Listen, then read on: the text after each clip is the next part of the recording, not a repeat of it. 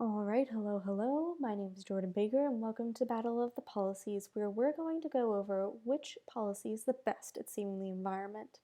Now, we're going to talk about currently implemented policies that have been around for a long time and have had a decent amount or a period of time where they've been able to show their efficiency. Now, we've seen different kinds of legislation, like the Green New Deal, which could be great when it comes to making progress, but the key here is what's the current best one? So I've gone ahead and picked the top four, and I've already chosen a champion, and I'm going to tell you exactly why I think these specific policies belong in such an order. Now, we have the Reorganization Plan number 3 of 1970, which was created by Richard Nixon. Not my favorite president, but you know what? I think he did a good job on this one, for the most part. And this established the Environmental Protection Agency, or the EPA, and set up the foundation for the National Oceanic Atmospheric Administration. Number 2, we have Endangered Species Act, which is the U.S.'s most effective law currently to protect at-risk species from extinction. And in third place, we have the Clean Air Act, which establishes the basic structure for regulating discharges of pollutants into the air of the United States.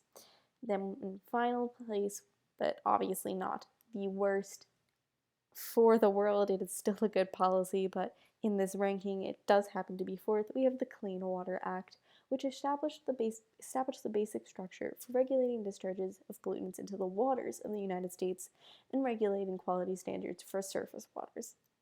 Now, the Reorganization Plan number 3 of 1970. This is a really good piece of legislation, and it's existed for a long time, since 1970. And our pros is that it's permitted response to the environmental problems in a manner beyond any other previous policy. It's set up the standard to do so, which is pretty much the grandfather of all of these other policies that I'm talking about. And when it comes to research, which is the next pro, the EPA could set up research to establish quantitative environmental baselines to monitor the condition of the environment biologically and physically, which is pretty much all encompassing. And it also creates the EPA as well as the National Oceanic Atmospheric Administration. And Nixon wasn't particularly fond of creating new organizations, and he was usually a part of his creed to not do so, but this was seen as a mutually agreed upon and much needed bodies of government, and they still function today. Now, the only real cons here is the National Oceanic and Atmospheric Administration's initial effectiveness. It was less present in the original proposal given by Nixon. It was omitted in most written copies of it. But it was only serving as a starting point at this point. It was meant to be a foundation for a much greater organization, and it does exist today, although most people would probably know the Environmental Protection Agency over the NOAA. Next, we have the Endangered Species Act. Now, it raises environmental awareness, which is great because education is our best weapon. That's why we have classes like environmental science. The ESA makes people aware of the environment and pushes them to want to help to protect it. It creates a sense of order to the environment because, some people have no issues hunting while others have never touched a hunting rifle in their life. The ESA sets up these standards when it comes to hunting to give everyone a fair chance to take on the environment in such a way while balancing it with animal protection.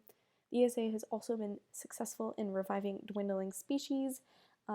They have been successful in increasing several numbers of species that have come close to the brink of extinction.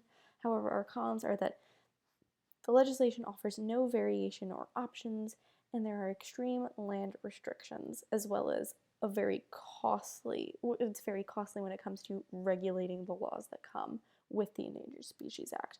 There's no flexibility to build upon the law, so small businesses and local groups tend to get hurt, which also damages tourism, and sometimes even the lives of protected animals are put at risk, as local organizations can be financially burdened when trying to help them.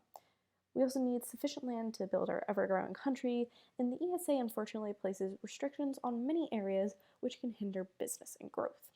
And with many of the laws and doing the needed research like land surveying and paying for security, the ESA can become incredibly costly. Now, the Clean Air Act, we over 10 years, the level of particulate matter has particulate matter 10 and 2.5, the different sizes, have averaged from 5 to 10% from 2010 to 2020, reducing the aggravator of respiratory problems like asthma. And cleaner air also yields benefits to ecological systems. So we have the human health benefits and the environmental benefits. However, this act doesn't necessarily maintain or reduce pollution in an economically efficient way, according to several economists. Instead of using mechanisms that rely on self-interest and trying to financially benefit yourself to control pollution through those who can set it up and do it in the cheapest way for themselves, the Act sets up regulations that require all pollution sources to reduce emissions equally, which can once again be a burden on groups not financially sound enough to bear the same brunt as other large companies, like small businesses and local organizations. And this act is not the best when it comes to addressing emerging air pollution problems. We've seen with the Kyoto and Montreal Protocol, we've had to develop international forms of maintaining air quality, and the act does not exclusively in the US call for either the federal government or the various states to achieve the means to its ends. The two have to work together, which, as that is how government tends to go. This, however, creates tensions between the levels of government and creates severe disagreement when we are just, in fact, trying to save the environment. Now, the two must work together, and with newer pollutants, like what I was talking about earlier, that particularly the replacements of CFCs like HCFCs, it still causes problems, and the US government will have a hard time coming to agreement with state level government. Now, when it comes to the Clean Water Act, our water has improved. That's from the beginning of the Clean Water Act. We've definitely seen an increase. We no longer intentionally discharge untreated sewage into rivers and streams, or if you do, you face legal ramifications. And rivers no longer catch fire, and fisheries have returned in some areas. And we've managed to fix most obvious point source pollutions, but on the other hand, we now, with new pollutant or less obvious pollutant sources, struggle with unanticipated pollutants, which are created by activities outside of the jurisdiction of the Act, which is much more difficult to regulate and sort of diminishes the impact of the Clean Water Act. And despite more than 30 years of regulation, most of the nation's waters are still polluted.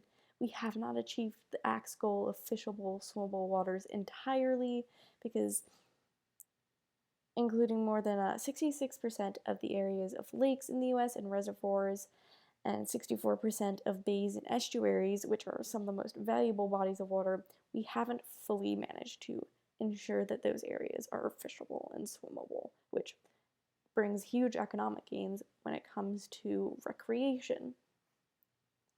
Now, in the end, I've already said this before, but I've named the champion the Reorganization Act number 3 of 1970. It is by far my favorite, and I hope it's yours as well. And here's the bibliography. Thank you so much, and I hope I managed to convince you.